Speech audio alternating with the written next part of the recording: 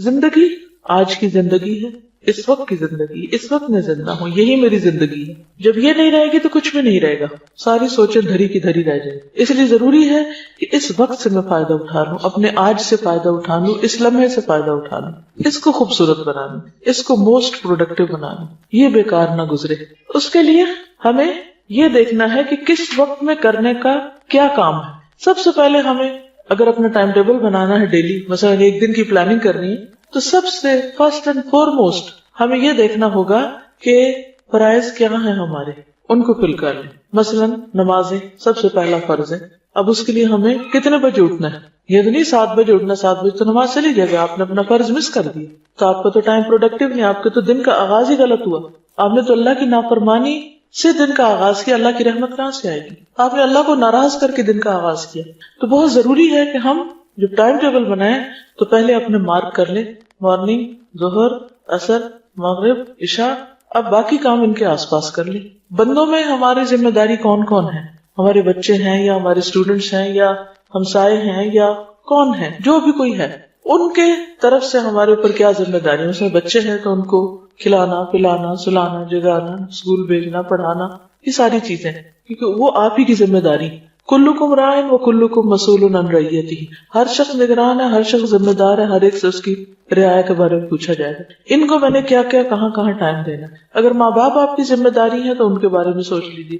پھر اس طرح شوہر ہے، شوہر کے لیے بیوی ہے، اس بیوی بچوں کے لیے کمانا، کھلانا، پلانا، یہ ساری چیزیں، یہ سارے ملا جلا کے ہمارے روز مرہ کے ٹاسک کی ایک لمبی لسٹ بن جاتی ہے.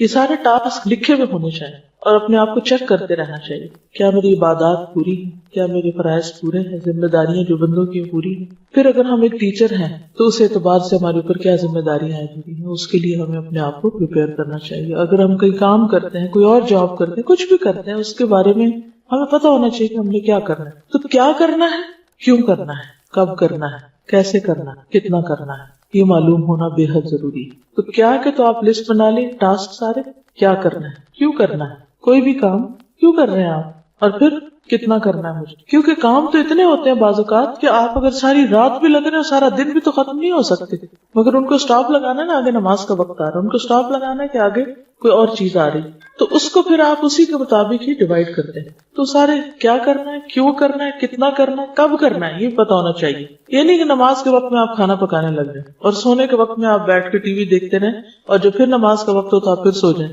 یہ نہیں ہو سکتا.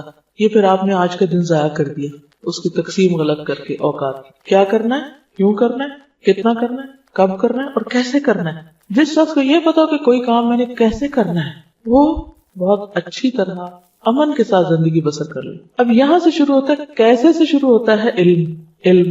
اس کے لیے علم حاصل کرنا ضروری ہے. مثلا نماز پڑھنی تو کیسے پڑھنی ہے، کیا کیا کرنا ہے مجھے اس میں، تو کیسے کے لیے جاننا ضروری ہوتا ہے، یعنی علم حاصل کرنا ضروری ہوتا ہے. حتیٰ کہ اللہ سبحانہ وتعالیٰ فرماتے ہیں قرآن مجید میں فَاعْلَمْ أَنَّهُ لَا إِلَٰهَ إِلَّا هُوَ، جان لو، علم حاصل کرو کہ اس کے سوا کوئی معبود نہیں. اس کو بھی جاننا ضروری ہے، اس کا بھی علم حاصل کرنا چاہیے کہ واہ کیوں، وہی کیوں معبود ہے، کوئی اور کیوں نہیں ہو سکتا، کیا اس کا کوئی پارٹنر ہے، شریک ہے یا صرف وہی ہے. یہ بھی ہمارے جاننے کی بات ہے. پھر اس کے بعد جب آپ یہ سارا کچھ کر لیں گے اور اپنے اپنے وقت پر صحیح نیت کے ساتھ اپنی ذمہ داریوں کو نبھائیں گے تو آپ کی یہ زندگی انتہائی پرسکون ہو جائے گی جب آپ کو اپنے کام کرنے کے طریقے آ گئے. ابراہیم علیہ السلام نے جب اللہ کا گھر بنایا تھا، کس کے لیے بنایا تھا؟ اللہ تعالیٰ نے فرمایا کہ میرے گھر کو طواف کرنے والوں کے لیے وطہر بیتی للطائفین والرکع السجود تک، تو ان سب کے لیے صاف رکھو گھر. لیکن ساتھ ہی انہوں نے ایک دعا مانگی تھی، وَأَرِنَا مَنَاسِكَنَا، کہ اللہ ہمیں ہمارے مناسک عبادت کے طریقے ہمیں سکھا دے. یہاں سے علم کی ضرورت محسوس ہوتی ہے انسان کو کہ سیکھ کے کرتا ہے انسان. ہر چیز سیکھنے کی ضرورت ہوتی ہے، حتیٰ کہ کھانا پینا بھی، یعنی صرف کھانا، خود کھانا ہے، آپ نے اپنا پیٹ بھرنا ہے، وہ کھانے کا طریقہ بھی آنا چاہیے آپ کو، یہ کیسے کھانا ہے. آپ نے دیکھا کہ کچھ لوگوں میں کھانے کے مینرز بالکل نہیں ہوتے، بہت کچھ پڑھ لے کے جاتے ہیں لیکن ان کو طریقہ نہیں آتا کھانے کا، چبانے کا طریقہ نہیں آتا، کھانے کا نہیں آتا، اور بھی اسی طرح. تو ان میں اور جانوروں میں فرق کوئی نہیں رہ جاتا نا. اب جانور جیسے جگالی کرتے رہتے، اگر انسان بھی ایسے ہی کرتے رہے تو کیا حاصل ہوگا؟ کوئی فرق نہیں رہے گا. میرے خیال مائیں اگر لے کے کھڑی ہو جائے نا بچوں کو، یہ بھی سیکھنے کا طریقہ ہے کہ کلاس روم میں بچے کو خاموش کیسے کروانا ہے تاکہ باقی لوگ واقعی سن سکیں. کیونکہ ماں بننا کافی نہیں ہوتا. یہ سیکھنا ضروری ہے کہ بچے کو پالنا کیسے، بچے کو خاموش کیسے کرانا، بچے کو کھلانا کیسے، پلانا کیسے، سلانا کیسے، چپ کیسے کرانا، بلوانا کیسے، یہ سب کچھ بھی سیکھنے سے تعلق رکھتا ہے. تو بہرحال بات یہ ہے کہ ہر چیز سیکھنے کی ضرورت ہوتی ہے اور سیکھنے کی بہت فضیلت ہے. اب سیکھنے میں بہت سی چیزیں ہم پیسیولی سیکھتے ہیں.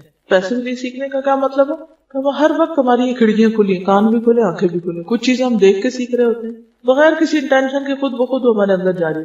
کچھ چیزیں ہم سن رہے ہوتے ہیں، آوازوں سے آ رہی ہوتی ہیں اور ہم سیکھ رہے ہوتے ہیں. مثلاً آپ گھر سے نکلے کسی کام سے، رستے میں کوئی میوزک کی آواز سنی، آپ نے کوئی گانا لگا ہوا تھا، کسی نے آپ کو نہیں سکھایا، وہ گانا آپ نے سنا اور تھوڑی دیر کے بعد آپ خود بھی اسی ٹیون میں گانے لگ گئے. یہ کیا ہوا آپ کے ساتھ؟ کیا آپ گھر سے گانا یاد کرنے کے ارادے سے نکلے گے؟ نہیں، لیکن بغیر آپ کے ارادے نیت کے وہ آپ کے ازبر ہو گیا، آپ نے سنا اور آپ کو یاد ہو گیا. تو اسی طرح کچھ چیزیں انسان نہ چاہتے ہوئے بھی سیکھتا چلا جاتا ہے. اس لیے بہت ضروری ہوتا ہے کہ اچھے لوگوں کی کمپنی میں ہو. اچھے لوگوں کی کمپنی سے انسان بہت سی چیزیں بغیر کسی تکلیف کے سیکھ جاتا ہے، صرف دیکھ دیکھ کے سیکھ جاتا ہے، سن سن کے سیکھ جاتا ہے. تو اچھی کمپنی میں ہونا جو ہے یہ اللہ تعالیٰ کی ایک بہت بڑی رحمت ہے، بہت بڑی نعمت ہے. اور پھر اس کے بعد انسان نیت، ارادے اور کوشش کے ساتھ سیکھے. تو آپ سب اپنی ایک لسٹ بنائیں کہ آپ کو ابھی تک کیا کیا نہیں آتا جو آپ کو آنا چاہیے. مثلا اللہ نے ہم کو اپنی عبادت کے لیے پیدا کیا، لیکن ہمیں عبادت کرنی نہیں آتی، ہمیں نماز پڑھنی نہیں آتی، ہمیں زکوٰۃ دینے کا طریقہ ہی نہیں پتا.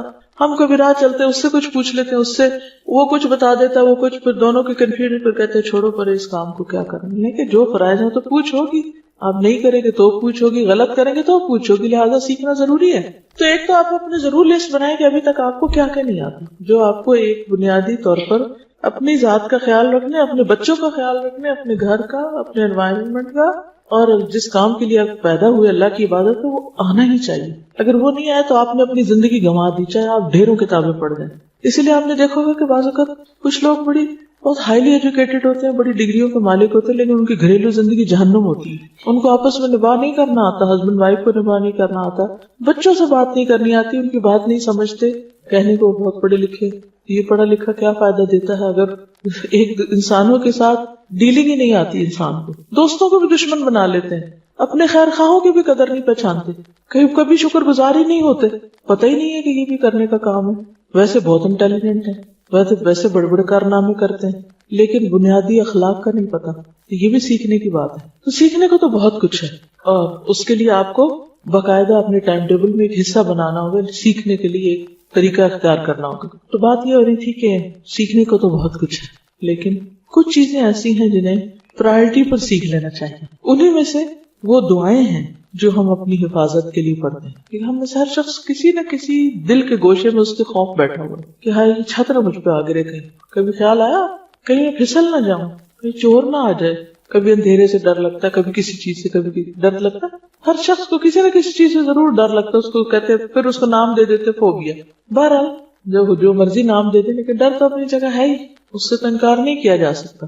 خصوصاً کچھ کھونے کا، کچھ ضائع ہونے کا، کچھ ہاتھ سے نکل جانے کا، یہ ڈر بہت ہوتا ہے. یعنی کیا ہوگا؟ تو اس کے لیے ہمیں ایک بہترین چیز سکھائی گئی ہے، اور وہ ہے آیت الکرسی. آیت الکرسی یہ اس آیت کا نام ہے. آیت الکرسی جو ہے یہ قرآن مجید کی آیات میں سے بہت ہی افضل آیت ہے، بہت بلند درجے کی آیت ہے. جیسے سورتوں کے نام ہے نا، اسی طرح کچھ آیتوں کے بھی نام ہیں. اللہ سبحانہ وتعالیٰ نے آدم علیہ السلام کو مختلف چیزوں کے نام سکھائے تھے، اور کسی بھی شخص کے صاحب علم ہونے کی علامت یہ ہوتی ہے کہ کسی بھی فیلڈ یا فن میں کہ اس کو اس خاص علم سے متعلق چیزوں کے نام آتے ہوں. مثلاً آپ قرآن کے طالب علم ہیں اور آپ کو سورتوں کے نام ہی نہیں آتے، کیا جانا آپ نے. اسی طرح مثلاً آپ باٹنی پڑھ رہے ہیں اور اپنے انوائرمنٹ میں ارد گرد پودوں کے نام ہی کو نہیں آتے، گھاس کی قسموں کو ہی نہیں پتا، درختوں کے نام نہیں آتے. اب ہر شخص کے لیے ہر علم کی ہر چیز سیکھنا تو فرض نہیں ہے، لیکن کم از کم جو علم آپ پڑھ رہے ہیں اس کے متعلقہ چیزوں کے نام آنا ضروری ہے. کئی لوگ ایسے ہوتے ہیں کہ وہ لوگوں کے بیچ میں سالوں رہ رہے ہوتے ہیں، ان کو آس پاس لوگوں کے نام ہی نہیں آتے. آپ کی کیا ریلیشن شپس ہوں گے اچھے، کیسے اچھے ہو سکتے ہیں؟ مجھ سے کسی نے پوچھا کہ آپ وہ پڑھا رہی تھی، کہنے لگی کہ مجھے آپ کو ٹپ بتائیے، آپ بھی پڑھاتی. میں نے ایک دن ان کو ایک ٹپ بتائی، دوسرے دن دوسری بتائی، کل میں نے ان کو تیسری ٹپ بتائی. تیسری ٹپ یہ تھی کہ اپنے گروپ کو جس کو آپ پڑھا رہے ہیں اس کی تمام اسٹوڈینٹس کے نام یاد کریں اور اسٹوڈینٹس کو ناموں سے بلائیں. کہنے یہ تو بہت ہی مشکل ہے, چھوٹا سا گروپ ہے, یہ تو بہت ہیوج کلاس ہے, اس میں ہوتی ہے obvious سی مشکل, لیکن میں پوری کوشش کروں گی. میں نے کہا اس سے آپ فرق جانیں گے کہ اسٹوڈنٹ اور ٹیچر کا جب تک کنیکشن نہیں ہوتا تو علم پاس نہیں, وہ صرف انفارمیشن ہو, آپ سیکھ نہیں سکتے. اور آپ کو پتہ نہیں آپ آس پاس کون بیٹھا ہوا ہے, وہ کیا کر رہا ہے. اور ان کو میں نے اتفاق سے یہی حدیث دلیل کے طور پر دی کہ حضور صلی اللہ علیہ وسلم نے ابی ابن کعب کو شاباش دی تھی کہ تمہیں علم مبارک ہو اے ابو المنذر. آپ کو صرف ان کا نام نہیں, ان کی کنیت بھی پتا تھی. اور آپ کو پتا ہے کہ کتنے بے شمار صحابہ ہیں آپ کے آس پاس, لیکن آپ کو ان کے نام آتے تھے. تو اپنے آس پاس کے لوگوں کے نام جاننا, جس گھر میں آپ رہتے ہیں اس کے مختلف ڈائریکشن کا معلوم ہونا کہ سورج کدھر سے نکلتا ہے, قبلے کا رخ کیا ہے. آپ کہتی ہوں کہ یہ کس کو نہیں پتا. ریسنٹلی مجھے اس کا اتفاق ہوا, میں کہیں گئی ہوئی تھی تو میں نے ان سے کہا, بچی تھی اس گھر میں 11-12 سال کی, میں نے کہا بیٹا قبلے کا رخ کدھر ہے, ٹوٹلی اپوزٹ ڈائریکشن بتائی. میں چونکہ نیچے گھر سے جب آ رہی تھی تو میں نے مسجد دیکھی تھی کارنر پہ, اور اس میں ہم نے گاڑی روک کے بچوں نے نماز پڑھی تھی, تو مجھے پتا تھا کہ ڈائریکشن اس طرف ہے. بچی بالکل الٹ بتا رہی تھی, مجھے بہت پریشانی ہوئی. میں نے کہا کہ 10 سال کی عمر میں بچے کو نماز پڑھنی چاہیے. اگر کوئی بچہ روز نماز پڑھتا ہے تو اس کو اپنے گھر میں قبلے کا رخ لازم معلوم ہونا چاہیے, یا نہیں؟ یہ علم ہے نا یہ بھی. اگر ہمارے بچوں کو اپنے ہی گھر میں قبلے کا رخ پتا نہیں تو اس کا مطلب ایک فرائض میں سے ایک فرض ان کا چھوٹ رہا ہے. وہ خود تو پتہ نہیں کہ آپ پڑھتے ہیں یا نہیں, کہ مہمان کو بھی غلط بتا دے, اس کی نماز بھی گئی. تو یہ بے حد ضروری ہے کہ ہم فرض درجے کے جو علم ہے ہم پر, وہ ہم ضرور جانیں. تو بہرحال کہنے کی بات یہ تھی کہ قرآن مجید کی مختلف آیات کے بھی نام ہیں, سب کے نہیں ہیں لیکن کچھ کے, مثلا آیت دین ہے, آیت الکرسی ہے. تو آیت الکرسی وہ آیت ہے جس میں کرسی کا لفظ آتا ہے, اور یہ قرآن مجید کی سب سے اعلیٰ اور افضل آیت ہے. اس کے بارے میں آتا ہے کہ حضرت ابی ابن کعب کہتے ہیں, یہ ایک عالم صحابی تھے, اہل کتاب کے علماء میں سے تھے, اسلام لے آئے اور کاتب وحی بھی تھے. وہ کہتے ہیں کہ رسول اللہ صلی اللہ علیہ وسلم نے فرمایا, اے ابو المنذر, کیا تجھے معلوم ہے کہ کتاب اللہ میں سے تمہارے پاس کون سی آیت سب سے افضل ہے؟ میں نے عرض کیا, اللہ اور اس کا رسول ہی بہتر جانتے ہیں. آپ نے فرمایا, اے ابو المنذر, کیا تجھے معلوم ہے کتاب اللہ میں سے تمہارے پاس کون سی آیت سب سے افضل ہے؟ دوبارہ پوچھا. میں نے عرض کیا, اللہ لا الہ الا هو الحی القیوم, یعنی آیت الکرسی. آپ نے میرے سینے پر ہاتھ پھیرا شاباش دینے کے لیے اور فرمایا, ابو المنذر, تمہیں علم مبارک ہو, یعنی تم جانتے ہیں. اس ایک حدیث کے اندر بہت کچھ ہے سیکھنے کے لیے. مثلا سب سے پہلے تو نبی صلی اللہ علیہ وسلم کا طریقہ تعلیم معلوم ہوتا ہے کہ آپ نے اپنے صحابی کو سوال کیا, یہ نہیں کہا کہ میں تمہیں بتاتا ہوں. ہمیں تو کوئی بات پتا ہو تو ہم کیا کہتے ہیں, ادھر میں تمہیں بتاؤں. لیکن آپ نے پوچھا. کیوں پوچھا؟ کہ اگر انہیں پہلے سے معلوم ہے تو اس سے کیا ہو. سوال کرنے سے ایک تو ایک انٹریکشن ہوتی ہے, دوسرے کو اہمیت بھی دی جاتی ہے, اس سے ایک تعلق پیدا ہو جاتا ہے. اور پھر اس کے بعد یہ ہے کہ صحابی کے پارٹ پر یہ بات پتہ چلتی ہے کہ صحابی جو ہیں وہ کہتے ہیں کہ اللہ اور اس کا رسول بہتر جانتے ہیں. حالانکہ پتہ ہے ان کو, لیکن پھر بھی کیا کہتے ہیں, اللہ اور اس کا رسول بہتر جانتے ہیں. کیوں؟ تاکہ اگر میرے علم سے زیادہ وہاں ہے تو پہلے مجھے وہ مل جائے. میں اگر ایک بات بتا دوں گا جو مجھے پتا تو ہو سکتا ہے کہ مجھے اگلی چیز نہ پتا. لیکن حضور صلی اللہ علیہ وسلم بھی محسوس کر رہے ہیں کہ ان کو معلوم ہے, شاید یہ جھجک رہے ہیں یا عجز کا مظاہرہ کر رہے ہیں. آپ دوبارہ پوچھتے ہیں اور اسی ٹون میں پوچھتے ہیں, اے ابو المنذر, کیا تمہیں معلوم ہے کہ کتاب اللہ میں سے سب سے افضل آیت کون سی ہے؟ تو پھر اس پر وہ جواب دیتے ہیں, میں نے عرض کیا, اللہ لا الہ الا هو الحی القیوم. پھر آپ سینے پہ ہاتھ پھیرتے ہیں, اس طرح تھپکی دیتے ہیں. اس کا مطلب ہے کہ وہ قریب بیٹھے ہوئے ہیں, ریچ میں ہیں آپ کی. ہو سکتا ہے دور بھی ہو تو بلا کے شاباش دی. تو طالب علم کو تھپکی دینا یا اس پہ ہاتھ پھیرنا یا شاباش دینا اس کی ہمت بندھاتا ہے, اس کو انکریج کرتا ہے, اس کو اور زیادہ علم کا شوق دلاتا ہے. اور پھر آپ فرماتے ہیں کہ تمہیں علم مبارک, شاباش. آپ خوش ہو جاتے ہیں اور دعا دیتے ہیں. اچھا, ہم عام طور پر کسی کو کوئی بات پتا ہو یا کسی کو معلوم ہو تو اس پر اس کی تعریف نہیں کرتے یا اس کی ہمت نہیں بندھاتے, جبکہ استاد کا فرض بنتا ہے کہ اچھا جواب آنے پر, درست جواب آنے پر ضرور کچھ نہ کچھ دعا دے, مثلا بارک اللہ فیکم, شاباش, کوئی بھی اچھا ورڈ, گڈ اسٹروک دے. تو اس حدیث سے پتہ چلتا ہے کہ آیت الکرسی جو ہے یہ سب سے اعلیٰ اور افضل آیت ہے.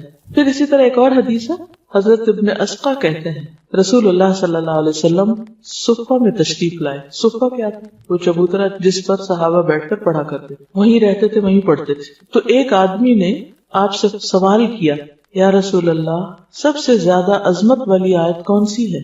آپ نے فرمایا اللہ لا الہ الا هو الحی القیوم، یعنی پوری آیت الکرسی. تو اس سے بھی بات مزید واضح ہو جاتی ہے، اس کو تقویت ملتی ہے کہ یہی آیت سب سے افضل ہے. اب اس آیت کو ایک طرف تو سب سے افضل کہا گیا اور دوسری طرف اس آیت کو حفاظت کا ذریعہ بتایا گیا.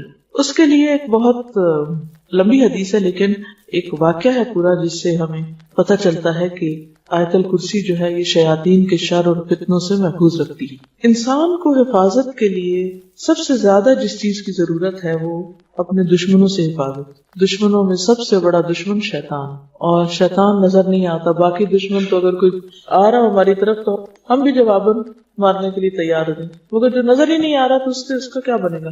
جو نظر نہیں آ رہا اس سے کیسے بچیں گے؟ ہم بچ سکتے ہیں، ہم اس کا مقابلہ کر سکتے ہیں، پکڑ سکتے ہیں. کیا ماریں گے اس کو؟ مجھے یاد ہے وہ چھوٹی سی تھی تو میرے والدین جب کہتے تھے کہ وہ شیطان آ گیا تو ہم کہتے تھے کدھر ہے، میں ڈنڈا اٹھا لیتی کدھر ہے میں اس کو ماروں گی. لیکن ڈنڈے سے تو نہیں مار سکتے شیطان کو آپ. ہاں آیت الکرسی پڑھیں تو اس پہ ڈنڈا ضرور پڑے گا، لیکن اگر آیت الکرسی ٹھیک ہی نہیں آتی آپ کو تو اس کو کیا اثر ہوگا؟ تو صحیح تلفظ بھی آنا چاہیے اور اس کو پڑھنا بھی چاہیے اور اس کا معنی بھی جاننا چاہیے اور اس کی فضیلت بھی معلوم ہونی چاہیے. اور یہ وہ علم ہے جس پر آپ صلی اللہ علیہ وسلم نے شاباش دی تھی. تو اگر آپ کو بھی یہ پتہ چل جائے گا تو وہ شاباش صرف ان کے لیے نہیں پر آپ سب کے لیے بھی. بہرحال حدیث ہے، حضرت ابو ہریرہ سے روایت ہے، مجھے رسول اللہ صلی اللہ علیہ وسلم نے صدقہ فطر کی حفاظت کے لیے محافظ مقرر کیا، گارڈ بنایا. اس دوران میں ایک شخص آیا اور اس نے غلہ سے لپیں بھر بھر کر نکالنی شروع کر دی، یعنی وہاں سے نکالنا شروع کر دیا. میں نے اسے پکڑ لیا اور کہا میں تجھے ہر صورت میں رسول اللہ صلی اللہ علیہ وسلم کے پاس لے جاؤں گا، تم چور ہو. وہ کہنے لگا میں محتاج آدمی ہوں، بال بچے دار ہوں، سخت ضرورت مند ہوں، لہٰذا معاف کر دو. چنانچہ میں نے اسے چھوڑ دیا. صبح ہوئی تو رسول اللہ صلی اللہ علیہ وسلم نے دریافت فرمایا ابو ہریرہ گزشتہ رات تمہارے قیدی کا کیا بنا؟ کیونکہ آپ کو وحی کے ذریعے خبر ہو چکی تھی. میں نے عرض کیا یا رسول اللہ صلی اللہ علیہ وسلم اس نے اپنی شدید حاجت کا اظہار کیا، بال بچوں کا شکوہ کیا، میں نے اس پر رحم کیا، اسے چھوڑ دیا. آپ نے فرمایا خبردار رہنا، اس نے جھوٹ بولا، وہ پھر آئے گا. مجھے آپ کے فرمان کی وجہ سے یقین تھا کہ وہ ضرور آئے گا، لہٰذا میں گھات میں بیٹھ گیا کب آتا ہے اور چوکنا ہو گیا. وہ آیا اور غلے میں سے پھر لپیں بھرنے لگا. میں نے پکڑ لیا. میں نے کہا اب تو میں تمہیں ضرور حضور صلی اللہ علیہ وسلم کی خدمت میں لے جاؤں گا. اس نے کہا مجھے چھوڑ دو، میں غریب ہوں، عیالدار ہوں، آئندہ نہیں آؤں گا. میں نے رحم کھاتے اسے پھر چھوڑ دیا. صبح ہوئی تو رسول اللہ صلی اللہ علیہ وسلم نے دریافت فرمایا اے ابو ہریرہ تمہارے قیدی نے کیا کیا؟ میں نے عرض کیا یا رسول اللہ صلی اللہ علیہ وسلم اس نے اپنی شدید ضرورت کا شکوہ کیا، عیالداری یعنی اپنی غربت کا واسطہ دیا، مجھے رحم آ گیا لہٰذا میں نے اسے پھر چھوڑ دیا. آپ نے فرمایا خبردار رہنا، اس نے تجھ سے جھوٹ بولا ہے، وہ پھر آئے گا. چنانچہ میں تیسری بار اس کی گھات میں بیٹھ گیا. وہ آیا اور پھر غلہ کے لب بھرنے لگا. میں نے اسے پکڑ لیا. یہ تیسری بار ہے. اب میں تمہیں ضرور حضور صلی اللہ علیہ وسلم کے پاس لے جاؤں گا. ہر بار تو وعدہ کرتا نہیں آؤں گا لیکن پھر آ جاتا. اس نے کہا اچھا میں تمہیں ایسے کلمات بتاتا ہوں جن سے اللہ تجھے فائدہ دے گا لیکن اس کے بدلے مجھے چھوڑ دو. یعنی اسے ہوا نا کہ اب تمہیں پکڑا گیا تو کچھ دے کے چھوٹنا پڑے گا. میں نے پوچھا وہ کیا کلمات ہیں، کون سا کلام ہے، کون سا وظیفہ ہے کہ جسے پڑھ کے میں اپنے چور سے بچ سکتا ہوں، یعنی چور واپس نہ آئے. اس نے کہا جب تو رات سونے کے لیے اپنے بستر پہ آئے تو آیت الکرسی پڑھ لیا کر. ایک فرشتہ ساری رات تیری حفاظت کرے گا، ساری رات فرشتہ تیری حفاظت کرے گا، صبح تک شیطان تیرے پاس نہیں آئے گا. یہ سن کر میں نے اسے پھر چھوڑ دیا. صبح ہوئی تو رسول اللہ صلی اللہ علیہ وسلم نے دریافت کیا ابو ہریرہ کل رات تیرے قیدی نے کیا کیا؟ میں نے عرض کیا یا رسول اللہ اس نے کہا میں تجھے ایسے کلمات سکھاتا ہوں جن سے اللہ تجھے نفع پہنچائے گا. چنانچہ اس کے بتانے پر میں نے اسے چھوڑ دیا. آپ نے دریافت کیا وہ کیا کلمات ہیں؟ میں نے عرض کیا اس نے بتایا کہ جب تو رات اپنے بستر پر آئے تو اول سے آخر تک آیت الکرسی پڑھ لے. اللہ کی طرف سے ایک فرشتہ رات بھر تیری حفاظت کرے گا اور شیطان تمہارے قریب نہ آئے گا. صحابہ کرام چونکہ خیر و بھلائی کے زیادہ حریص تھے اس لیے آپ نے حضرت ابو ہریرہ کو کچھ نہیں کہا بلکہ فرمایا ہاں اس نے تجھ سے سچی بات کہی لیکن وہ خود جھوٹا ہے. تجھے معلوم ہے 3 راتوں سے تمہارے پاس کون آ رہا تھا؟ حضرت ابو ہریرہ نے عرض کیا نہیں. آپ نے فرمایا وہ شیطان تھا. یہ صحیح بخاری کی روایت ہے. تو اس حدیث سے کیا پتہ چلتا ہے؟ ساری رات تمہاری حفاظت کرے گا ایک فرشتہ، اللہ بھیج دے گا، شیطان تمہارے پاس نہیں آئے گا، پھر وہ ڈرائے گا نہیں، پھر صبح کی نماز میں اٹھنے میں آسانی ہو جائے گی. بہت سارے فائدے ہیں اس کے. اور اگر ہم فوت ہو گئے رات کو کیونکہ رات کو فوت بھی ہو سکتا ہے انسان. کئی لوگوں کو آپ نے سنا ہوگا کہ وہ رات سوئے تو اٹھے نہیں، تو کم از کم فرشتے ہمارے آس پاس میں، شیطان تو نہ ہوں. تو اس کے بہت فائدے ہیں. تو سب سے بڑا فائدہ کیا ہے کہ حفاظت. اسی لیے اس کارڈ میں حفاظت کی دعاؤں میں سب سے پہلی دعا آیت الکرسی رکھی گئی ہے. اور اس میں کرنا کیا چاہیے کہ ویسے تو ہر نماز کے بعد پڑھنی چاہیے، لیکن صبح اور شام ایک ایک دفعہ اگر انسان پڑھتا ہے تو جنوں سے محفوظ رہتا ہے. ٹھیک ہے، خصوصی طور پر جو جنوں کو کتنا ڈر ہوتا ہے، جن چمٹ جائیں گے، وہ پتہ نہیں کیا ہو جائے گا، تو بس آیت الکرسی پڑھ لیں. جو ہی شام ہونے لگے آیت الکرسی پڑھ لیں، صبح نماز کے بعد پڑھ لیں، محفوظ ہیں آپ انشاءاللہ. ایک اور حدیث میں ہے، ابی ابن کعب اپنے باپ سے روایت کرتے ہیں کہ ان کے کھجوروں کے کھلیان تھے، کھیت تھے، باغ تھے، تو وہ اس میں کمی دیکھتے کہ کھجوریں کم ہو رہی ہیں، لگتا ہے کوئی چور ہے. تو ایک رات انہوں نے چور کو پکڑ لیا. وہ ایک جانور سے مشابہ ایک نوآور لڑکا تھا لڑکا لیکن جانور جیسی شکل. انہوں نے اس کو سلام کیا تو اس نے جواب دیا. انہوں نے کہا تم کون ہو، جن یا انسان؟ اس نے کہا میں جن ہوں. انہوں نے کہا اپنا ہاتھ میری طرف بڑھاؤ، تو اس نے ہاتھ بڑھایا. اس کا ہاتھ کتے کے ہاتھ کی طرح تھا، اس کے بال کتے کے بال کی طرح تھے. انہوں نے پوچھا کیا اس طرح جنوں کی تخلیق ہوتی ہے؟ ان کی شکل اس قسم کی ہے. اس نے کہا میں یہ جانتا ہوں کہ جنوں میں مجھ سے زیادہ شدید اور کوئی نہیں، سخت جن ہوں. انہوں نے کہا تم میرے پاس کیوں آئے ہو؟ اس نے کہا مجھے خبر ملی ہے کہ تم صدقہ کرنا بہت پسند کرتے ہو، تو میں تمہارے کھانے میں سے اپنا حصہ لینے آیا، یعنی تمہارے کھیت میں سے اپنے لیے کچھ نکالنے آیا. انہوں نے کہا کیا چیز تم سے بچا سکتی؟ اس نے کہا وہ آیت جو سورۃ البقرہ میں ہے، اللہ لا الہ الا ہو الحی القیوم، جو کوئی اسے رات کو پڑھے گا وہ صبح تک مجھ سے پناہ میں رہے گا، اور جو صبح پڑھے گا وہ رات تک مجھ سے پناہ میں رہے گا. پھر جب صبح کو انہوں نے اس بات کا ذکر نبی صلی اللہ علیہ وسلم سے کیا تو آپ نے فرمایا اس خبیث نے سچ کہا.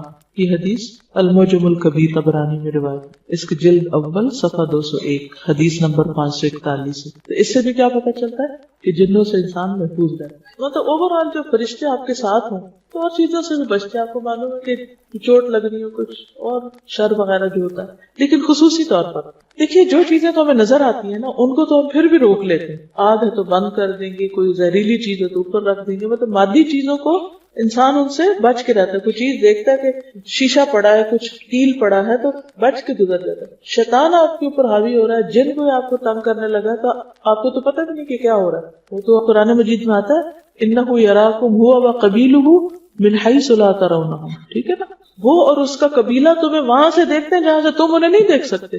تو جس دشمن کو دیکھ نہیں سکتے اس سے کیسے بچنا ہے؟ یہ آیت حفاظت کے لیے. پھر اسی طرح ہر فرض نماز کے بعد آیت الکرسی پڑھنے سے انسان جنت میں داخل ہو، کیونکہ یہ افضل آیت ہے، اس میں اللہ سبحانہ وتعالیٰ کا تعارف ہے.